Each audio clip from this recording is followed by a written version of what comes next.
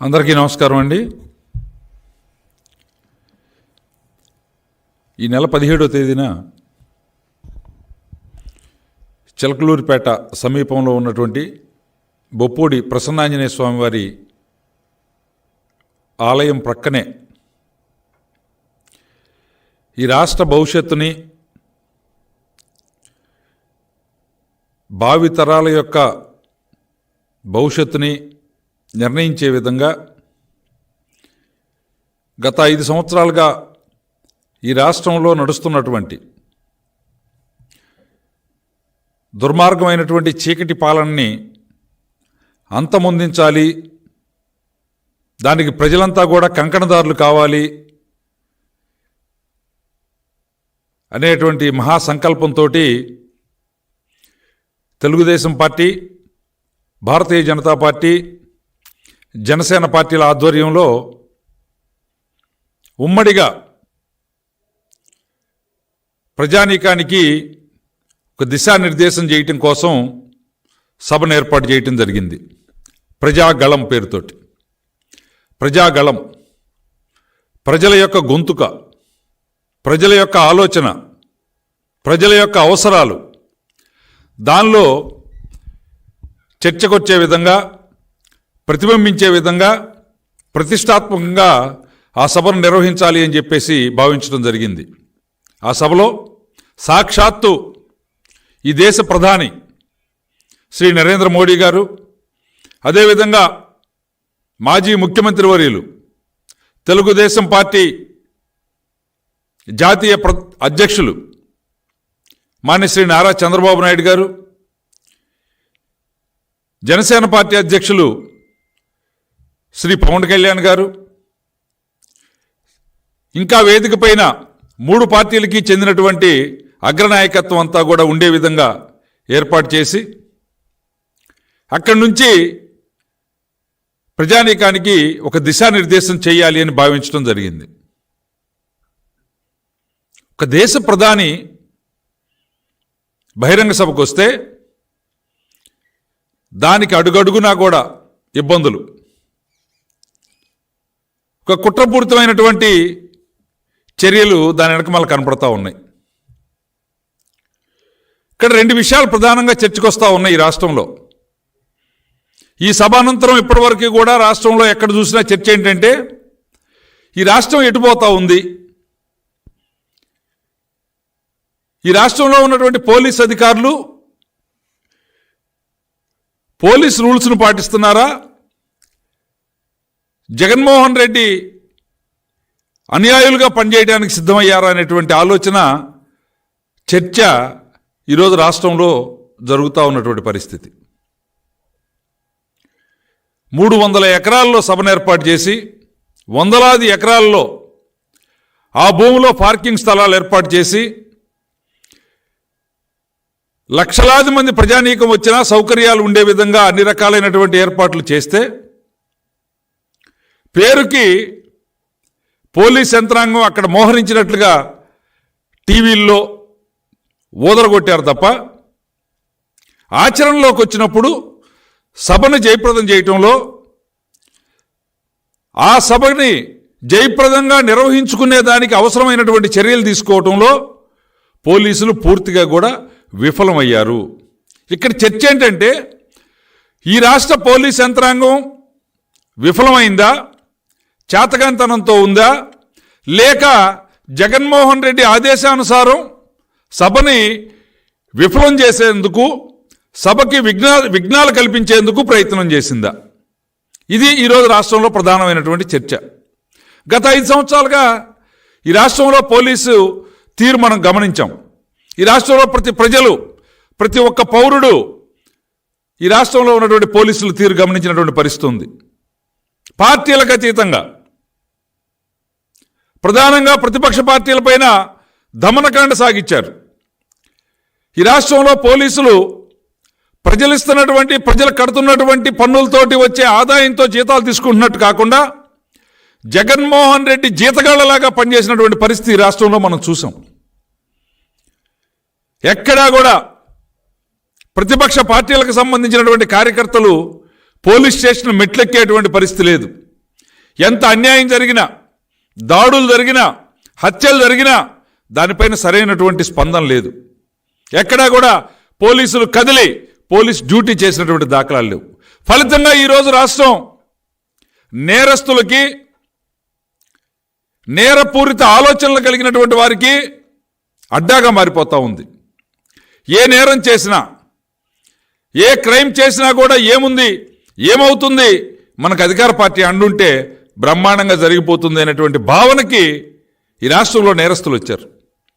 దానికి అలా వచ్చే విధంగా ఈ రాష్ట్రంలో పోలీసు అధికారులు కొంతమంది వారికి వత్తాసు పలికారు.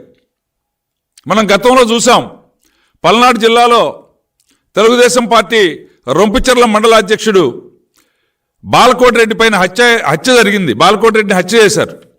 ఆ హత్యాయత్నం జరిగి హాస్పిటల్లో ఉన్నప్పుడు తుపాకీతో కాలిస్తే ఆ జిల్లా ఎస్పీ, పల్నాడు జిల్లా ఎస్పీ, ఈరోజు ఈ సభ వైఫల్యంలో ప్రధానమైనటువంటి కారకుడు ఎవరైతే ఉన్నారో ఆ ఎస్పీ గారు ఆ రోజు ఇచ్చిన స్టేట్మెంట్ ఏంటంటే, ఇది అంతర్గతమైనటువంటిది, పార్టీలో ఉన్నటువంటి ముఠాల మధ్య పోరు అని చెప్పాడు. అంటే ఇంటెలిజెన్సీ విభాగం అక్కడ పార్టీల మధ్య అంతర్గతంగా విభేదాలు ఉన్నాయని తెలిసినా ఈయనకి హత్య జరుగుతుంటే చూస్తూ ఉన్నటువంటి చరిత్ర ఆ ఎస్పీకి ఉంది. వాస్తవానికి పోలీస్ అధికారులు, పై అధికారులు కనుక సరైనటువంటి స్థితిలో ఉండుంటే, రాష్ట్ర ప్రభుత్వం సరైనటువంటి ఆలోచన కలిగి ఉన్నట్టయితే ఆ రోజే ఆ ఎస్పీ పైన చర్యలు తీసుకోవాలి. అంత బహిరంగంగా నేరం జరగడానికి ఆయన కారణం చెప్పాడు, హత్య జరగడానికి ఉదంతం చెప్పాడు. అంటే అది తెలిసినా కూడా, హత్య జరుగుతున్నా కూడా చూసి చూడనట్టుగా వ్యవహరించే పద్ధతి చంపుతుంది తెలుగుదేశం వాళ్ళని. కాబట్టి అక్కడ వాస్తవంగా అది పార్టీ అంతర్గత విషయాలు కాదు, కానీ దాని కారణంగా చనిపోయాడు, చంపబడ్డాడని చెప్పేసి నిస్సిగ్గుగా చెప్పేటువంటి పరిస్థితికి ఈరోజు పోలీస్ యంత్రాంగం వచ్చింది. అలాంటి ఉదాహరణలు, ఉదంతాలు అనేకమైన గతంలో మనం చూసాం. దాంట్లో ప్రధానంగా పల్నాడు జిల్లాలో బీసీల పైన జరుగుతున్నటువంటి దాడులు, హత్యలు మనం చూస్తూ వస్తూ ఉన్నాం. అటు మాచర్లు అయితేనేమి, గురజాలు అయితేనేమి, నరసరావుపేట అయితేనేమి, ఈ ప్రాంతాల్లో జరిగినటువంటి వాటిలో ప్రధానమైనటువంటి కారణం ఏంటంటే పోలీస్ బాస్ యొక్క, ఆ జిల్లా ఎస్పీ యొక్క వైఫల్యం, లేదంటే నేరస్తులకి తను సహకరించేటువంటి విధానం దీనికి అద్దం పడతా ఉన్నటువంటి పరిస్థితి ఉంది.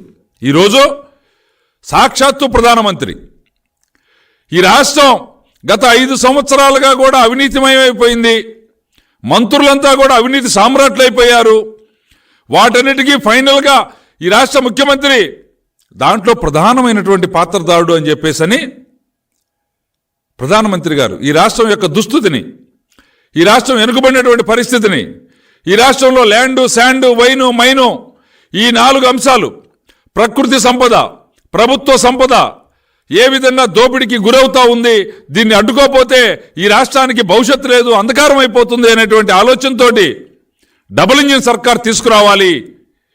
కేంద్రంలో ఎన్డీఏ ప్రభుత్వం, రాష్ట్రంలో ఎన్డీఏ ప్రభుత్వం, ఎన్డీఏ భాగస్వామిగా ఉన్నటువంటి తెలుగుదేశం నాయకత్వంలో ఈ రాష్ట్రంలో మాన్యశ్రీ నారా చంద్రబాబు నాయుడు గారి నాయకత్వంలో ఈ రాష్ట్రంలో ప్రభుత్వాన్ని తీసుకురావాలి అని చెప్పేసి భావించి వారు సభలో మాట్లాడటానికి వస్తే కిలోమీటర్ల మేర ట్రాఫిక్ జామ్, పార్కింగ్ స్థలాల్లోకి వాహనాలు పంపించే దాంట్లో పోలీసు వైఫల్యం, సభలోకి వచ్చినటువంటి ప్రజానీకం తోసుకొని ముందుకొస్తా ఉంటే వేదిక పైన ప్రధానమంత్రి అంటే Z+, జెడ్,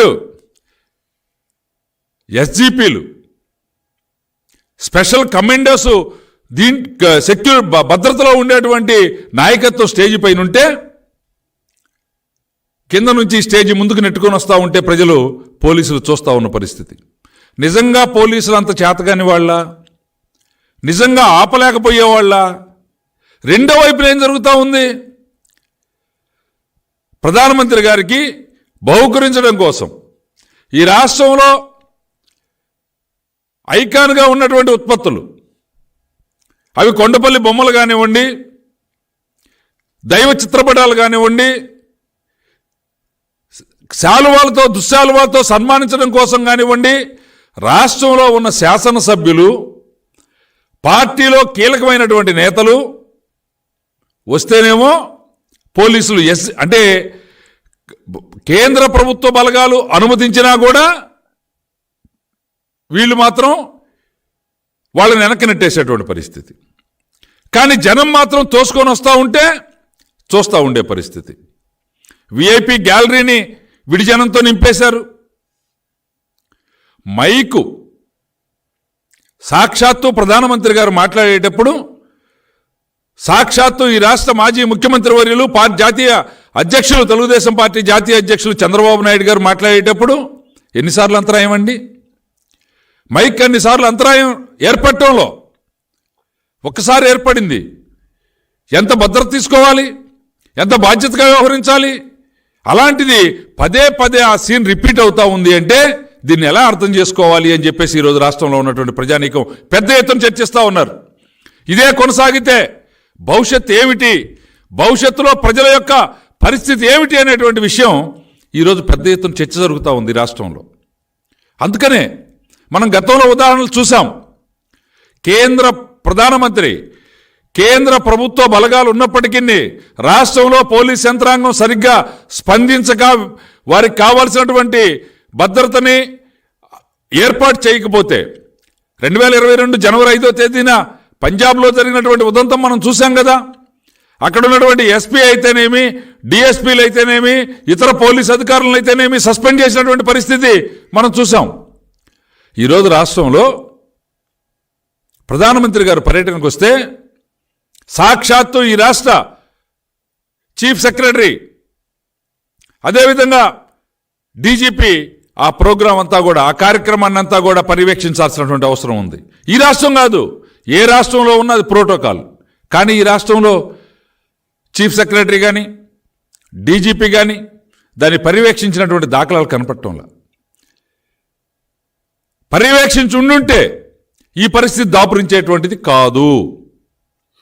ఈరోజు రాష్ట్రంలో ఉన్నటువంటి వైఫల్యాలు బయటకు వస్తాయని చర్చ జరుగుతుందని, ఆ చర్చ జరిగేటువంటి దానికి బదులుగా రెండవ విషయాన్ని, లెక్కలేని తనాన్ని జనానికి చెప్పాలి అనేటువంటి భావంతో మాకు ప్రజలన్నా గౌరవం లేదు, ప్రధానమంత్రి అన్నా గౌరవం లేదు, మేము ఎవరిని లెక్క చేయం, మేమే, మాది మాదే, మేమేమైనా చేస్తాం, ఈ రాష్ట్రంలో భారత రాజ్యాంగ స్ఫూర్తిని మేము అడాప్ట్ చేసుకోం, మేము ఆచరించాం, మేము ఇక్కడ రాజారెడ్డి రాజ్యాంగాన్ని అమలు జరుపుతాం, మేము దుర్మార్గాన్ని అమలు జరుపుతామని ప్రజలకు చాటతలిచారా? రాజకీయ పార్టీలు దాన్ని చాటదలిస్తే ప్రజాధనంతో జీతబత్యాలు తీసుకుంటూ శాంతి భద్రతలు కాపాడాల్సినటువంటి వారు, ప్రజల యొక్క భద్రతని, మాన ప్రాణాలని కాపాడాల్సినటువంటి పోలీస్ యంత్రాంగం దానికి వత్తాసు పలుకుతారా? ఇది ప్రజల్లో ఈరోజు ఉన్నటువంటి చర్చ. దీనిపైనే మేము అడుగుతా ఉన్నాం. పల్నాడు జిల్లా ఎస్పీ గారు, లేదా గుంటూరు రేంజ్ డిఐజీ గారు, డీజీపీ గారు ఈరోజు ఏం చేస్తూ ఉన్నారు? ఈ రకమైనటువంటి వైఫల్యం ఎందుకు జరిగింది? ఎందుకని మీ పోలీసులు సరిగ్గా వ్యవహరించలేదు? దీనిపైన ఏమన్నా విచారణ జరిపించారా? సభ అయిపోయింది 17వ తేదీ, ఈరోజు 20వ తేదీకి వచ్చాం. ఈ మధ్య 4 రోజులు కాలం గడిచింది. ఈ 4 రోజుల్లో కూడా ఎక్కడా కూడా చర్యలు తీసుకున్నటువంటి దాఖలాలు లేవు. ఒకవైపున ప్రజాగళం సభకేమో ఈ విధమైనటువంటి అడ్డంకులా? జగన్మోహన్ రెడ్డి గారు పెట్టేటువంటి సిద్ధం సభ దగ్గర నుంచి ఆ నియోజకవర్గంలో ఇన్ఛార్జీలు, ఎమ్మెల్యేలు జరిపే సభల వరకు పోలీస్ యంత్రాంగం అంతా కూడా వైసీపీ వాలంటీర్ల మాదిరిగా, వైసీపీ పార్టీ కార్యకర్తల మాదిరిగా పోలీసులంతా కూడా ఆ కార్యక్రమాన్ని పర్యవేక్షించి ఎక్కడా కూడా వారికి ఇబ్బందులు రాకుండా, ప్రజలు వారిని ప్రశ్నించకుండా ఉండే విధంగా మీరంతా కూడా వెంట తిరగటమా? ఏంటి? ఎవరి కింద పనిచేస్తూ ఉన్నారు? మీరు ప్రజల రక్షకులా? వైసీపీ పార్టీ కార్యకర్తల్లాగా పనిచేసి వైసీపీ పార్టీకి వారిచ్చే జీతబత్యాల మీద ఆధారపడి పనిచేసేటువంటి ఉద్యోగుల్లాగా పనిచేస్తారు? ఇది ఈరోజు చర్చిస్తూ ఉన్నారు. అందుకనే మేము చెప్తా ఉన్నాం, ఈరోజు రాష్ట్రంలో ఈ విఫలమైనటువంటి శాంతి భద్రతలు, విఫలం చెందుతూ ఉన్నటువంటి ఈ శాంతి భద్రతల నుంచి సరైనటువంటి దిశానిర్దేశం జరగాల్సినటువంటి అవసరం ఉంది. అందుకనే పోలీస్ అధికారులకి మేము చెప్తా ఉన్నాం, ఇప్పటి వరకు జరిగింది. ఈ గత 5 సంవత్సరాలుగా మీ అవసరాల కోసమో, పై అధికారుల యొక్క మెప్పు కోసమో, వారు పై నాయకుల యొక్క మెప్పు కోసమో ప్రజల హక్కుల్ని కాలరాచినటువంటి పరిస్థితి ఈరోజు రాష్ట్రంలో ఇప్పటి వరకు కూడా జరిగింది. కోడ్ వచ్చింది. ఈ కోడ్ వచ్చిన తర్వాత అయినా మీరు నిష్పక్షపాతంగా వ్యవహరించాల్సినటువంటి అవసరం ఉంది. పంచాయతీ ఎన్నికలు జరిగితే మీరే ఓట్లేస్తారు, మీరే నామినేషన్లు విత్డ్రా చేపిస్తారు, మీరే అభ్యర్థులుగా ఎవరన్నా పోటీ చేస్తే పోలీస్ స్టేషన్లకు తీసుకొని వచ్చి వాళ్ళు ఏ పార్టీ వాళ్ళైనా, ఆఖరికి వైసీపీ పార్టీలో రెబల్గా పోటీ చేసిన వాళ్ళు కూడా పోలీస్ స్టేషన్లకు తీసుకొని వచ్చి కూర్చోబెట్టి పంచాయతీలు చేశారు. మండల ఎన్నికలు జరిగితే అదే తీరు, మున్సిపల్ ఎన్నికలు జరిగితే అదే తీరు. ఈరోజు రాష్ట్రంలో పోలీసులు శాంతి భద్రతలను కాపాడి, ప్రజల హక్కులను కాపాడి, ప్రజాస్వామ్య హక్కులను కాపాడి, ప్రజాస్వామ్యాన్ని కాపాడి ఎన్నికలు నిర్వహించడానికి తోడ్పడాల్సినటువంటి వారు ఇంత దుర్మార్గాలు చేశారు. ఈరోజు సాధారణ ఎన్నికల కోడ్ వచ్చింది. ఇప్పుడు నిష్పక్షపాతంగా వ్యవహరించాల్సినటువంటి పరిస్థితి వచ్చింది. రేపటి రోజు రాష్ట్రంలో ఉన్నటువంటి ప్రజానీకమంతా కూడా ఈ ప్రభుత్వాన్ని దించివేయటానికి కంకణదారులై ఉన్నారు, కంకణం కట్టుకున్నారు. సిద్ధమంటే సంసిద్ధం అని చెప్పి కథన రంగంలోకి దూకుతూ ఉన్నారు. ఈరోజు ప్రజలను ఆపటం మీ తరమా? మీరు అనుకుంటున్నారా? అధికారం ఉన్నప్పుడు మీరు చేసినట్టుగా ఈరోజు మీరు వైసీపీ పార్టీ గూండాల్లాగా, కార్యకర్తల్లాగా, నాయకుల్లాగా మీ స్థాయిలను బట్టి మీరు వ్యవహరించాలి అనుకుంటే ప్రజలు చూస్తా ఊరుకుంటారా? పోలీస్ అధికారి కాబట్టి, రాజ్యాంగం కల్పించినటువంటి హక్కులు నీకు ఉన్నాయి కాబట్టి ఈరోజు పోలీసులు ఈ రకమైనటువంటి దుర్మార్గాలు, దాష్టికాలు చేసినా కూడా ప్రజలు సహించారు. నీ కాకి బట్టలు చూసి, నీ భారత సింబల్ను చూసి, ఈరోజు ఈ పోలీసు సింబల్ను చూసి వదిలిపెట్టారు. అలా కాకుండా ఈరోజు కూడా నేను వైసీపీ పార్టీ కార్యకర్తలాగా, వాళ్ళ పార్టీ నుంచి వాలంటీర్ లాగా, వాళ్ళ పార్టీలో రౌడీలాగానే పనిచేస్తాను అంటే నిన్నెందుకు ఖాతరు చేయాలి? నిన్ను కూడా ఒక వైసీపీ కార్యకర్తలాగా, ఒక దుర్మార్గుల్లాగా, అపోజిషన్ పార్టీలో ఉండేటువంటి వ్యక్తిలాగా చూస్తే నీ పరిస్థితి ఏమిటి? ప్రజల ఆ స్థితికి వచ్చే వరకు కూడా తెచ్చుకోవద్దు అనేది మా విజ్ఞప్తి. జరిగింది, చేశారు. మీ అవసరాలు ఉన్నాయో, మీ ఆశ ఉందో, మీ మీద ఒత్తిడి ఉందో, మీకు తప్పని పరిస్తుందో, రాష్ట్రం అంతా పోలీసులు ఇదే స్థితిలో ఉన్నారని నేను అంటున్నా. ఇలాంటి వాటికి లోబడి ఉన్నటువంటి వారికి నేను చెప్తా ఉన్నా, ఇది మీరు ఇప్పటికైనా మార్చుకోవాల్సినటువంటి అవసరం ఉంది. ఖచ్చితంగా కూడా ఎవరైతే ఈ ప్రజాగళం సభకి విఘ్నాలు కల్పించడంలో పాత్రదారులుగా ఉన్నారో, సూత్రధారులుగా ఉన్నారో వారంతా కూడా ఖచ్చితంగా శిక్ష అనుభవించే తీరాలి. వారిపైన ఖచ్చితంగా చర్యలు తీసుకోబడతాయి. కేంద్ర ప్రభుత్వానికి, హోంశాఖకి మేము ఫిర్యాదు చేస్తాం. తెలుగుదేశం పార్టీ నుంచి ఈ పార్టీకే జనసేన, అదేవిధంగా బీజేపీ నాయకత్వాలు కూడా దానికి సిద్ధమైనవి. మేము కూడా చెప్తున్నాం, ఎవరైతే ఇలాంటి చర్యలకు పాల్పడి ప్రజల యొక్క భవిష్యత్తుని అంధకారంలోకి నెట్టాలని ప్రయత్నం చేస్తారో వారందరికీ కూడా ఈ చర్యలు తప్పవు. ఈ సందర్భంగా పోలీసు వారికి నేను ఒక సూచన కూడా చెప్పదలుచుకున్నా. మీరు ఇలాంటి చర్యలకు పాల్పడి వ్యవస్థను నాశనం చేసి ఈ రాష్ట్రాన్ని అంధకారం చేస్తే దాంట్లో మీ బిడ్డల భవిష్యత్తు కూడా ఉంది, మీ బంధువుల బిడ్డల భవిష్యత్తు కూడా ఉంది. మీరు ఒక్కసారి ఆత్మావలోకనం చేసుకోండి, ఆలోచన చేయండి. ఈ చర్యలు ఎక్కడికి దారితీస్తాయి? ఇలాంటి చీకటి వ్యక్తులకి, ఇలాంటి రాష్ట్ర భవిష్యత్తుని అంధకారంలోకి తీసుకుపోయేటువంటి వ్యక్తులకి సహకరిస్తే రేపటి నాడు మన బిడ్డల భవిష్యత్తు ఏమిటి అనేటువంటి ఆలోచన పోలీసు అధికారులు కూడా చేసుకోవాల్సిన సమయం ఆసన్నమైంది. అందుకని ఈరోజు ఏదైతే పల్నాడులో త్రికోటేశ్వర స్వామి పాదాల చెంత ప్రసన్నాంజనేయ స్వామి వారి సన్నిధిలో జరిగినటువంటి సభ, సాక్షాత్తు దేశ ప్రధాని, ప్రపంచంలోనే ఒక గుర్తింపు కలిగినటువంటి వ్యక్తిగా ప్రపంచమంతా కూడా భారతదేశం వైపు చూసే విధంగా చర్యలు తీసుకున్నటువంటి వ్యక్తిగా నరేంద్ర మోడీ గారికి ఉన్నటువంటి చరిష్మా, అలాంటి వ్యక్తి వస్తే మీరు తీసుకున్నటువంటి ఈ వైఫల్యాలు, మీరు తీసుకున్నటువంటి చర్యల్లో వైఫల్యాలు, వీటన్నిటిని కూడా ఆలోచన చేయండి. దీన్ని సమీక్షించుకోవడానికి ఎవరైతే బాధ్యులు ఉన్నారో వారందరిపైన చర్యలు తీసుకోవడానికి పోలీసు ఉన్నతాధికారులు, డీజీపీ కానీ, ఈ రాష్ట్ర చీఫ్ సెక్రటరీ కానీ వెంటనే కూడా చర్యలు తీసుకోవాలి. మేము కూడా మీరు తీసుకోవాలని చెప్పి వదిలిపెట్టట్లా, ఖచ్చితంగా కేంద్ర హోంశాఖకి దీనిపైన ఫిర్యాదు చేస్తాం. సంబంధిత అధికారులపైన ఖచ్చితంగా చర్యలు, ఎవరైతే పల్నాడు ఎస్పీ ఉన్నారో, ఎవరైతే గుంటూరు రేంజ్ డిఐజీ ఉన్నారో, అదేవిధంగా డీజీపీ పైన, ఈ రాష్ట్ర చీఫ్ సెక్రటరీ పైన కూడా ఖచ్చితంగా చర్యలు తీసుకునే విధంగా హోంశాఖకి ఫిర్యాదు చేస్తామని చెప్పేసి తెలియజేస్తా ఉన్నాం.